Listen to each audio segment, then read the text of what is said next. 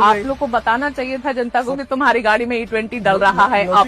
Madam जल्दी मत करिए, थोड़ा समझ लीजिए। ठीक है, आप बताइए, लेकिन मगर सवाल तो आएंगे सर। पहले तो नितिन गडकरी जी ने कभी ये बात नहीं मानी थी कि एथेनॉल से माइलेज कम होती है।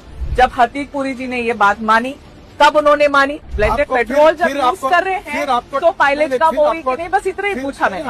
आप गलत बोलती हो, फिर समझो। देश की जनता अभी सीरियसली कंफ्यूज है कि नितिन गडकरी जी के पास पेट्रोलियम का कारभार है कि इनके पास ट्रांसपोर्ट का डिपार्टमेंट है। आप एथेनॉल के ब्रांड एम्बेसडर बन के बैठे हुए।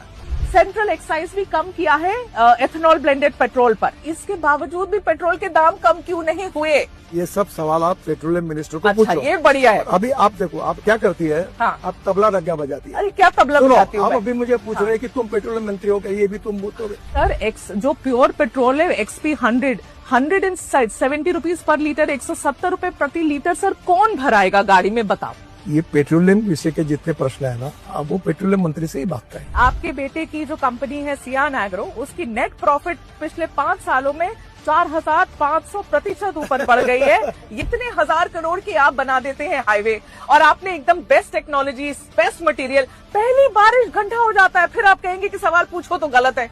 ऐसे कैसे? मैं एंटी नेशनल थोड़ी हो जाऊंगी सवाल पूछूंगी तो। मैं आपको दिल्ली देहरादून पूछूंगी सर, उस पर गड्ढे हुए थे सर। तो आप सबको पेड कैंपेन बोलेंगे, आप कहेंगे सब पेड कैंपेन है, सब ऐसे लोग हैं। ऐसे नहीं, जनता के भी सवाल है ना सर, कभी तो मान लेना चाहिए। अगर कोई बात झूठ बोलने से डिफेमेशन केस होती है। हाँ, आपने जो पढ़ा इसके ऊपर मैं आपके ऊपर डिफेमेशन केस भी कर सकता हूँ।